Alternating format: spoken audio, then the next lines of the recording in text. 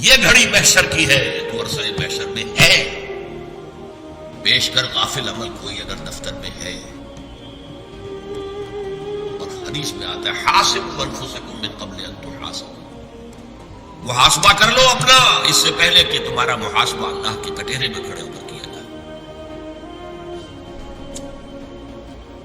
حدیث ہے جس پر اپنی بات ختم کر رہا ہوں، لن تزول قدم ابن آدم حتی یسأل عن خمس، اللہ کا کٹہرا بھی ہوگا جیسے عدالتوں میں کٹہرے ہوتے ہیں، مجرم بھی کھڑا ہے ادھر سے، جو ہے وہ گواہ کھڑا ہے، اس اللہ کے کٹہرے سے انسان کے قدم ہل نہیں سکیں گے جب تک 5 چیزوں کا حساب نہ لے لیا جائے۔ عن عمرہ فیما افناہ، میں نے تمہیں دنیا میں 70-80 سال دیے، کہاں گلائے کہاں گوائے، کیا کیا؟ میرے لیے کچھ کیا؟ آخرت کے لیے کچھ کیا؟ میرے دین کے لیے کچھ کیا؟ میری کتاب کے لیے کچھ کیا؟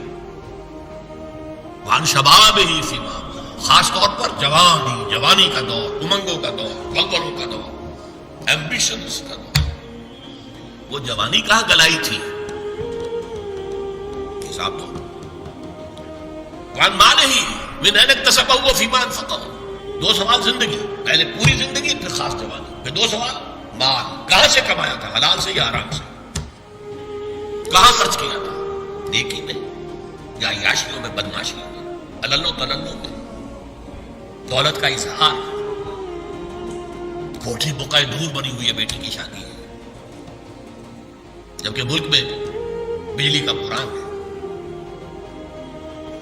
آخری سوال ہے وَعَمَّا عَمِلَ فِيمَا عَلِمَ، جو علم تمہیں حاصل ہوا اس میں عمل کتنا کیا؟ اگر کسی کو علم حاصل ہوا ہی نہیں، اللہ میں کیا کرتا، میں تو ان مولوی کے پاس جاتا تھا، اس نے کبھی مجھے کہا ہی نہیں، چلیے کچھ تو ہوتا نا۔ اس دنیا میں قانون یہ ہے کہ ignorance of law is no excuse, اللہ کیا نہیں ہے، اگنورینس ہاں ایکسکیوز بنے گی، اور اگنورینس کا وبال ان پر جائے گا جن کا کام تھا کہ انہیں بتائیں اور انہوں نے نہیں بتایا۔ یہ ڈیبٹ کریڈٹ ہے اکاؤنٹنگ کی، جن کے ذمہ تھا بتانا اور نہیں بتایا وہ ذمہ دار ہے۔ لیکن میں یہ کہہ رہا تھا آپ کو بتایا گیا، بتایا جا رہا ہے، خدا کے لیے سوچئے، ہوش میں